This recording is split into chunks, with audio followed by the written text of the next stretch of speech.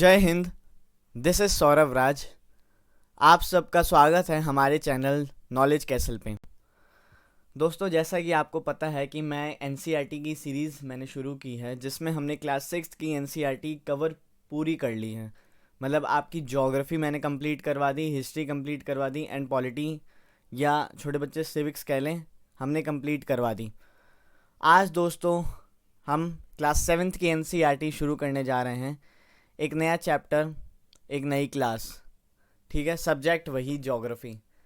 अब आप सोच रहे होंगे ज्योग्राफी है, चैप्टर नंबर 1 हम करने वाले एनवायरनमेंट, तो हम एनवायरनमेंट पढ़ेंगे? नहीं, बेसिकली ये देखिएगा तो थोड़ा बहुत एनवायरनमेंट से ही रिलेटेड है, पर ज्योग्राफी के अंडर ही ये आ जाता है। तो दोस्तों, आज हम करने वाले हैं क्लास 7 की geography NCERT class chapter 1 environment. तो आप दोस्तों तैयार हैं? ठीक है, अगर आपने अब तक नॉलेज कैसल को सब्सक्राइब नहीं किया है तो नॉलेज कैसल को सब्सक्राइब कीजिए, सपोर्ट कीजिए।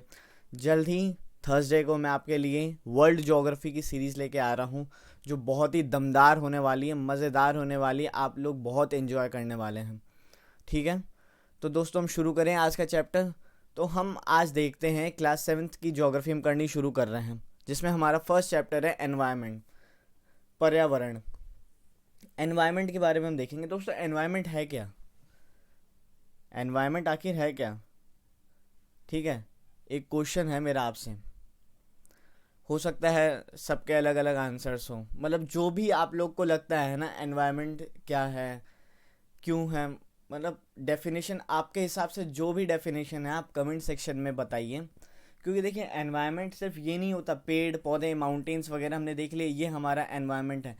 एनवायरनमेंट आपके चारों तरफ, ये पूरी मतलब जब जहाँ जहाँ आप हैं, जहाँ तक आपकी नज़रें जा रही हैं, वो सब आपके लिए एनवायरनमेंट का पार्ट है।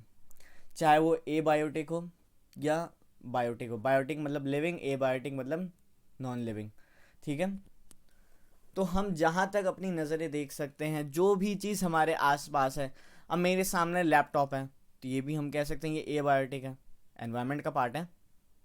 ठीक है, फिर आपके सामने पेड़ है, बच्चे खेल रहे हैं, पार्क है, किसी जू में आप विजिट करते हैं तो वहाँ पे आप एनिमल्स वगैरह देखते हैं। फिर फॉरेस्ट एरिया में जाते हैं, रिवर्स हो गई, आपके लेक्स हो गए, सॉइल हो गया, ट्री हो गई, मतलब ये सब एनवायरनमेंट का पार्ट है। ठीक है, तो जब हम कहते हैं ना कि पर्यावरण को हम प्रदूषित कर रहे हैं, तो सिर्फ पर्यावरण का प्रदूषित करने का ही मतलब नहीं है कि रिवर हम पॉल्यूट कर रहे हैं, ट्रीज़ को काट रहे हैं, हर चीज़ दिक्कत कर रही है। क्योंकि एक तरह से आप देखिएगा तो हम सब एनवायरनमेंट से जुड़े हुए हैं। ठीक है, बिना एनवायरनमेंट के आप लोग, मतलब हम देखिए सिर्फ एनवायरनमेंट को सिर्फ बायोटिक समझ लेते हैं कि जो चीज़ जिंदा है, जो चीज़ लिविंग है। अब आप देखिएगा माउंटेन्स लिविंग नहीं है, माउंटेन्स ए बायोटिक में आते हैं। सॉइल आपके लिविंग नहीं है, वो भी ए बायोटिक में आती है, पर हम उसे भी एनवायरनमेंट का पार्ट कंसिडर करते हैं ना। ह्यूमन बींग्स हो गए, एनिमल क्रिएचर, एनिमल्स हो गए, बर्ड्स हो गए, ये सब एनवायरनमेंट का पार्ट है। ठीक है, कोई सा भी सामान आप देख रहे हैं अपने आसपास, बच्चे खेल रहे हैं, फुटबॉल से खेल रहे हैं, बिल्डिंग्स हैं, ठीक है, स्कूल्स हैं, कॉलेजेस हैं, फिर आपके फ्लाईओवर्स हैं, ब्रिजेस हैं, मतलब ये सब आपके एनवायरनमेंट का पार्ट आते हैं। एनवायरनमेंट का जनरली यही मतलब है, ठीक है, जहाँ पे आपकी कोई भी जगह, लोग और चीज़ें जो भी प्रकृति से जुड़ी हुई है एंड हैं, उसे हम एनवायरनमेंट कहते हैं। ठीक है, चलिए आगे चलें। ठीक है, the nature, place, people, things etcetera that surround any living organism is called environment. मतलब क्या है? कोई नेचर हो, नेचर, प्लेस जगह, पीपल लोग, कोई चीज़ हो, ये सब मतलब है। और जो आपके आसपास है, मैंने आपको बताया ना लिविंग ऑर्गेनिज्म, हम लिविंग ऑर्गेनिज्म है, तो हमारे ये जो सराउंड हैं, इन्हें ही हम एनवायरनमेंट कहते हैं। It is a combination of both natural as well as man made phenomena. It is a combination of both man made as well as natural phenomena. ठीक है, ये प्राकृतिक और मानव निर्मित घटनाओं का एक, मतलब समझ लीजिए कि एक प्रकृति भी होगी, मानव लोग के बीच जो कॉम्बिनेशन होता है ना मिलने से, ये वो हम कह सकते हैं, इसी वो कॉम्बिनेशन है। ठीक है, जिसमें ह्यूमन बींग्स मिलते हैं, नेचर के साथ इंटरेक्ट करते हैं, इंटरेक्शन होती है इसमें। Natural environment comprises biotic and abiotic conditions, whereas the man-made phenomena comprises the activities and interactions among human beings. देखिए नेचुरल इन्वायरमेंट में क्या आते हैं आपके बायोटिक्स आते हैं एंड एबायोटिक कंडीशंस दो होते हैं, मैं अभी आपको आगे पढ़ाऊंगा. फिर जो मैन मेड जो फिनोमेना जो मैन मेड जो कंडीशंस होती हैं उसमें आपकी क्या होती है, एक्टिविटीज़ वगैरह होती हैं जिसमें ह्यूमन बींग्स एक दूसरे से इंटरेक्ट करते हैं, चाहे वो बिल्डिंग्स बनाएं, ब्रिजेस बनाएं. ठीक है, मतलब एक दूसरे से उनकी जब इंटरेक्शन होती है तब हम उसे कहते हैं मैन मेड फिनोमेना कह लीजिए, या जो मतलब इंटरेक्शंस होती हैं हमारे बीच ह्यूमन बींग्स के द्वारा. तो आप समझ गए कि एनवायरनमेंट का मतलब क्या है. The nature, place, people, things etcetera that surround any living organism is called environment. मतलब नेचर, प्लेस, जगह, लोग, कोई भी चीज़ हो एंड अन्य चीज़ें, मतलब माउंटेन्स हो गए, सॉइल्स हो गए, ट्रीज़ हो गए, प्ले ग्राउंड्स, बिल्डिंग्स, ये सब जो हम अपने आसपास अपने लिविंग और मतलब हम जो अपने आसपास देख रहे हैं ये सब एनवायरनमेंट का पार्ट है. एंड एनवायरनमेंट किस चीज़ का कॉम्बिनेशन है, natural plus man made phenomena. ठीक है, प्राकृतिक और जो मानव निर्मित जो चीज़ें हैं उनका एक ही कॉम्बिनेशन है. Natural environment comprises biotic and abiotic. मैंने आपको बताया नेचुरल एनवायरनमेंट में क्या होते हैं, कुछ होते हैं बायोटिक एंड कुछ होते हैं एबायोटिक कंडीशंस. ठीक है, अब आपसे मैं एक क्वेश्चन पूछूंगा, बताइए ट्री क्या है, बायोटिक है एबायोटिक है. कमेंट सेक्शन में आंसर दीजिए, वैसे आगे मैं आपको बताऊंगा. Whereas the man made phenomena comprises the activities and interactions among the human beings. ठीक है, अब ये देखिए components of environment. Components of environment में आप देखिए ये कुछ नेचुरल है, air, water, land, living things, ये सब नेचुरल है, नेचर ने हमें दिए हैं. ठीक है, देखा आपने. एंड उसके बाद ह्यूमन मेड आप देखिएगा जिसमें हम बिल्डिंग्स बनाते हैं, पार्क्स का निर्माण करते हैं. अब पार्क्स में भी आप देखिए ये जो पेड़ वगैरह हैं ये सब आपके बायोटिक आ गए, ये भी नेचर का पार्ट है. ठीक है, ब्रिजेस आ गए, रोड्स आ गए, मॉन्यूमेंट्स आ गए, इंडस्ट्रीज आ गई, ये सब ह्यूमन मेड है एंड ये भी सब हम आसपास अपने देखते हैं, ये भी एनवायरनमेंट का पार्ट है. उसके बाद जो ह्यूमन के द्वारा होते हैं, मतलब ह्यूमन इंट्रैक्शंस के द्वारा, उसमें क्या होता है, एक इंडिविजुअल होगा, फिर फैमिली बनेगी उसकी, फिर एक कम्युनिटी में रहेगा, उसके बाद एक रिलीजन, फिर एजुकेशनल, इकोनॉमिक, ऐसे ही पॉलिटिकल सॉल्यूशन मतलब सिचुएशन, मतलब पूरे देश का निर्माण होता है. ये भी एक एनवायरनमेंट का बात है. हम जो अपने आसपास जो लोग देखते हैं वो भी हमारे लिए एक एनवायरनमेंट का बात है. ठीक है, कभी कभी आपने देखा होगा आपके पेरेंट्स ने कहा होगा तू गलत एनवायरनमेंट में रह रहा है, गलत संगति में रह रहा है, ऐसे कहते हैं. मेरे को तो कई बार कहा एनवायरनमेंट ही कहा है, एनवायरनमेंट ही क्या, मेरे को याद है, ये शब्द याद है. तो वो जाहिर सी बात है, जो चीज़ हमारे आसपास हो रही है हम उसे एनवायरनमेंट कहेंगे. कुछ चीज़ें मैंने आपको नेचुरल बताई, जो ये नेचुरल होती हैं, land, living things, air, water, ये सब आपकी नेचुरल में आ गई. उसके बाद आपकी ह्यूमन मेड होती हैं कुछ चीज़ें, जिसमें इंडस्ट्रीज़ आ गई जो हम लोग निर्माण करते हैं जिन चीज़ों का, ह्यूमन मेड आ गया आपका. फिर आ गया roads, railways, bridges, parks, buildings, monuments, industries, ये सब आ गई. फिर ह्यूमन भी कुछ होते हैं, मतलब ह्यूमन भी एक जनरेशन से मतलब होता है ना कि हम भी इंटरेक्ट करते हैं दूसरे ह्यूमन बींग्स हैं. मैंने आपको बताया ना ह्यूमन बींग्स की इंटरेक्शन. तो उसमें क्या होगा, पहले एक इंडिविजुअल है, फिर फैमिली बनेगी, कम्युनिटी, रिलीजन बना, फिर एजुकेशनल सिस्टम्स बढ़े, इकोनॉमिक एक्टिविटीज़ बढ़ेंगी, फिर पॉलिटिकल एक पूरा राष्ट्र बनेगा. ये पूरा इन्वायरमेंट है. आप देखिए जैसे इसमें बता रखा है. अब देखिए बायोटिक क्या होते हैं. बायोटिक क्या होता है, the world of living organisms, example plants and animals. तो एक बायोटिक देखिए क्या होता है कि जो भी लिविंग ऑर्गेनिजम्स इस प्लानट पे अवेलेबल है ना, मतलब जो हैं, उसे हम बायोटिक कहते हैं, जो जिंदा हैं. इसमें एग्जांपल आप क्या ले सकते हैं, प्लांट्स, एनिमल्स, ह्यूमन बींग्स, ये सब क्या है, बायोटिक है, लिविंग ऑर्गेनिजम्स ही हैं यार, हम जिंदा हैं, जिंदा हैं, सांस ले सकते हैं. ठीक है, the world of living organisms examples plants and animal. देखिए ये बहुत छोटा सा बेसिक सा चैप्टर है. ठीक है, इसमें उतना टाइम नहीं लगेगा एंड इतना आप सब जानते हैं. ठीक है, जो भी बच्चे लेक्चर देख रहे होंगे आज के टाइम पे ये सब जानते हैं. ठीक है, आजकल के बच्चे एडवांस हो चुके हैं. ठीक है, फिर भी कोर्स में है तो पढ़ा रहे हैं. एंड क्लास 7th की ज्योग्राफी बहुत मज़ेदार है, एनवायरनमेंट से रिलेटेड है. ठीक है, ज़्यादातर आपको मैंने बताया जो बायोटिक क्या होते हैं, लिविंग ऑर्गेनिजम्स जो भी हैं, प्लांट्स हो गए, एनिमल्स हो गए. ठीक है, आप जो अपने आसपास किसी को भी देखते हैं, अब अपने पेट को देख लीजिए, शेर को देख लीजिए, बाघ को देख लीजिए, टाइगर ही बाघ होता है वैसे तो.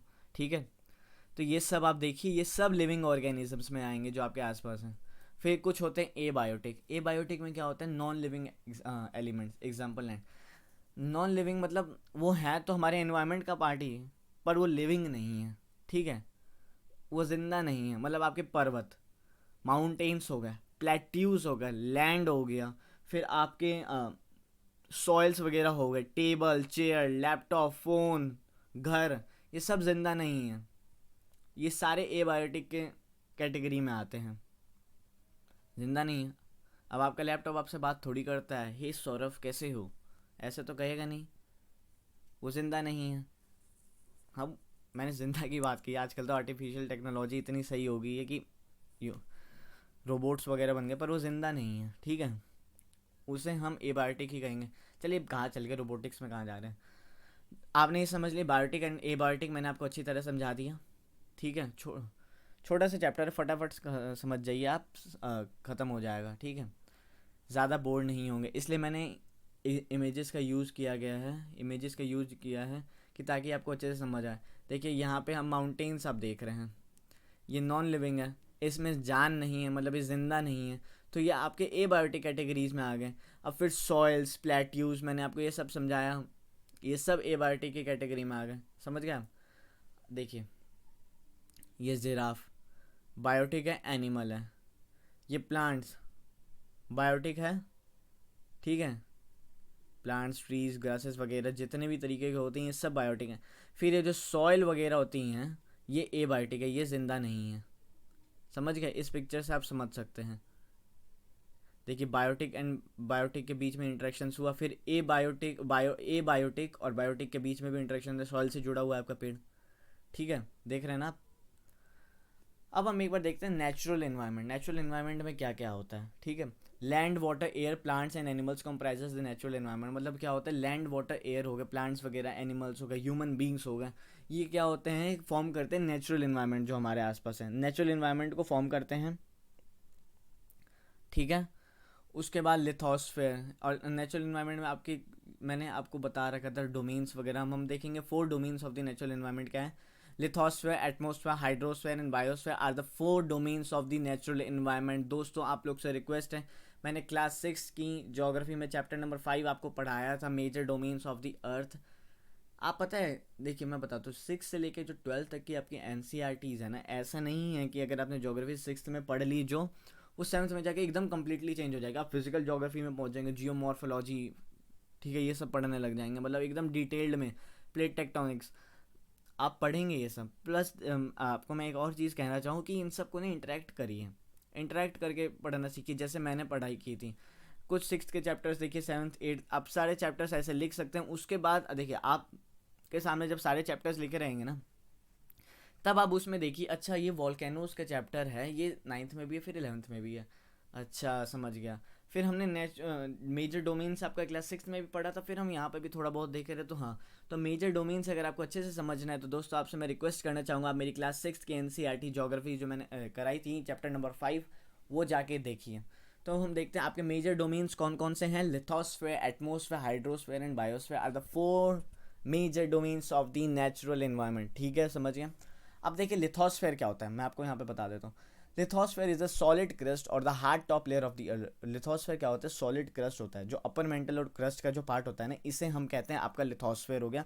हार्ड सरफेस होता है, ठीक है, हार्ड लेयर इसे हम कहते हैं hard layer of the earth. It contains land forms like mountains, plateaus, plains and valleys. इसमें हम क्या क्या लैंड फॉर्म्स में, मतलब किस तरीके के लैंड फॉर्म्स वगैरह इसमें आते हैं, आपके आगे माउंटेन्स हो गए, प्लेट्यूज हो गए, प्लेन्स एंड वैलीज, ये सब आपके लैंड फॉर्म्स आते हैं। दोस्तों एक और रिक्वेस्ट करना चाहूँगा, क्लास 6 की ज्योग्राफी में मैंने आपको चैप्टर नंबर 6 जो पढ़ाया था, major land forms of the earth, वो भी चैप्टर आप जाके देखिए, उसकी वजह से आपको ये सब चैप्टर समझने में आसानी होगी। सारे चैप्टर्स इंटर रिलेटेड हैं दोस्तों, कहीं ना कहीं कोई टर्म ऐसी होगी जो आपने पिछले चैप्टर में पढ़ रखी है, इसलिए रिक्वेस्ट करना चाहूँगा आप लोग वो चैप्टर जाके देखिए, chapter number 5 major domains and chapter number 6 major land forms of the earth, ठीक है। लिथोस्फेयर आप समझ गए, ये क्या है, एक सॉलिड क्रस्ट है, हार्ड टॉप लेयर है हमारे अर्थ का, ठीक है, जिसमें आपका क्रस्ट एंड अपर मेंटल का पार्ट आता है।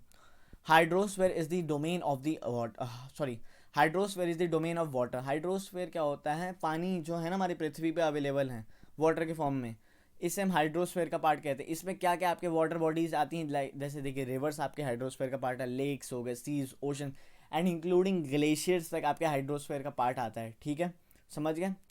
The atmosphere is the thin layer of the earth that surrounds the earth. देखिए एटमोसफेयर क्या है, जो हमारे चारों तरफ वायुमंडल जो है ना, वायुमंडल, उसमें जितने भी एटमोस्फेरिक गैसेज हैं ये सब क्या हैं, हमारे ऊपर एटमोसफेयर इन्होंने बना रखा है। एंड इनका क्या मतलब पूरी पृथ्वी को एटमोसफेयर ने ढक रखा है। एटमोसफेयर में आपके मेजर गैसेस वगैरह, जैसे मैंने आपको ऑक्सीजन, नाइट्रोजन, आर्गन ये सब बताया था, ठीक है। It protects us from the नेच harmful rays and scorching heat of the sun. मतलब ये क्या होता है, एटमोसफेयर हमें प्रोटेक्ट करता है किससे, जो भी हार्मफुल रेज आती हैं सन से, उससे हमें प्रोटेक्ट करता है। उसके बाद जो इतनी गर्मी है सन की, उससे भी हमें प्रोटेक्ट करता है, स्कॉचिंग हीट, ठीक है। Biosphere is the narrow zone of the earth where land, water and air interact with each other to support life. देखिए क्या है ना, बायोस्फीयर वहीं पनप सकता है। बायोस्फीयर आप उसी जगह को कह सकते हैं जहाँ पे लैंड, वाटर एंड एयर एक दूसरे से इंटरेक्ट कर रहे हों, एक दूसरे से इंटरेक्ट कर रहे हों वहाँ पे, क्योंकि सब मतलब ये लोग लाइफ को सपोर्ट करते हैं।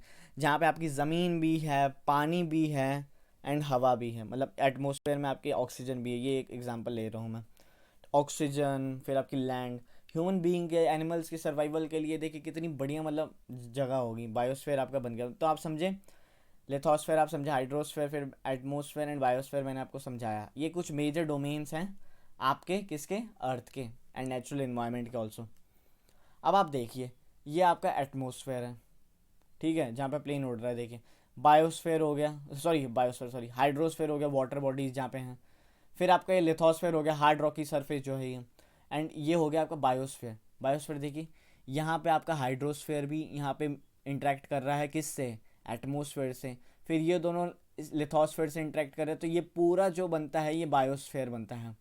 देख रहे हैं यहाँ पे डक्स हो गई, ये कुछ क्या है, ये आपके लोटस वगैरह लग रहे हैं, लोटस हो गए, फिर आपके एलिफेंट्स वगैरह हो गए। फिर यहाँ पे लोग रहते भी हैं, ये देखिए बस जा रहा है, बस बस है, स्कूल बस जा रही है, बस स्टॉप पे रुकी।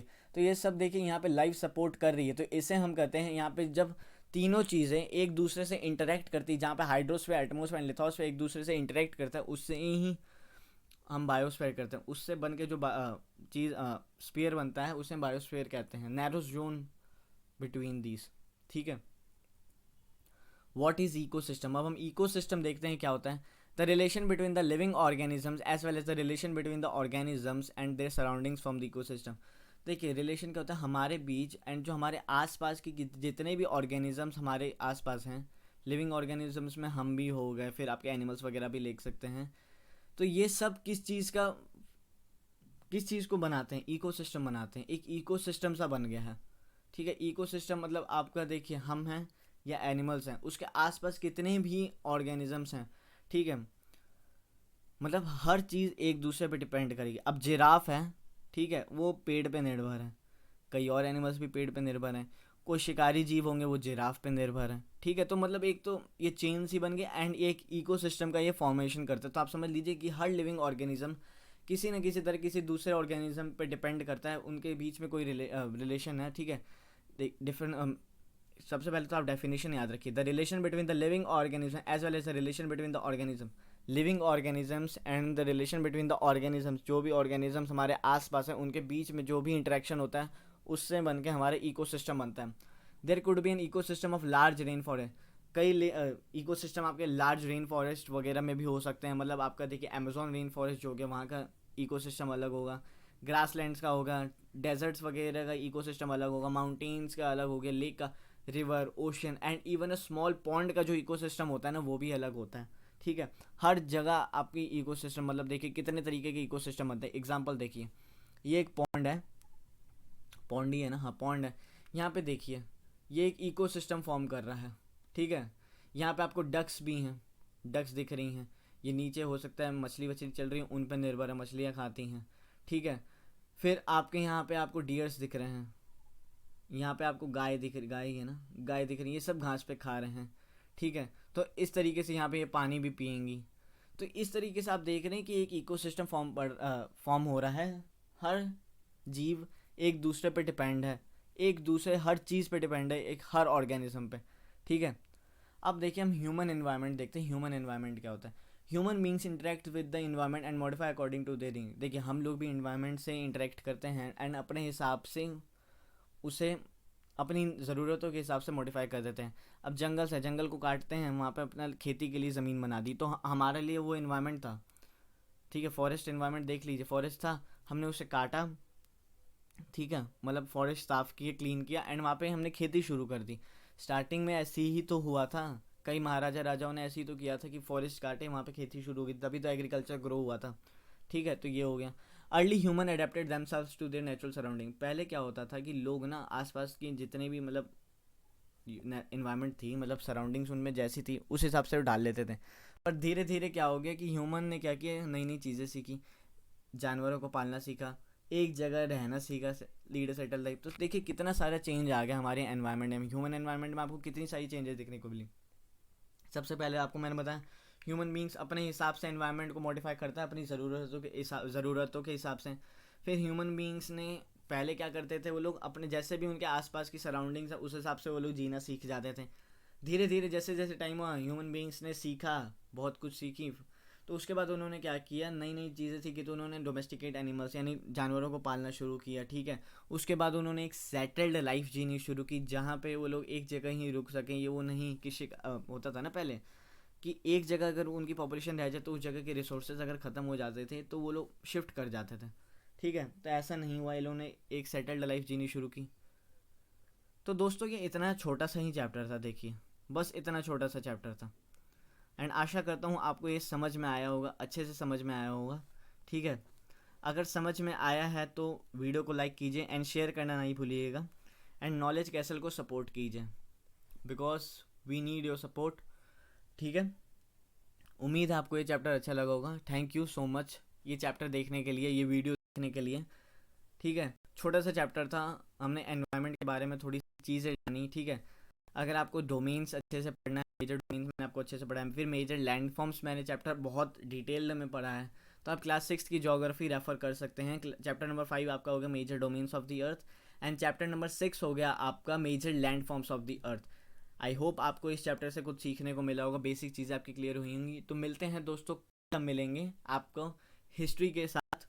ठीक है, हिस्ट्री के क्लास 7 की हिस्ट्री के साथ। तब तक के लिए गुड बाय दोस्तों, गॉड ब्लेस यू ऑल, जय हिंद।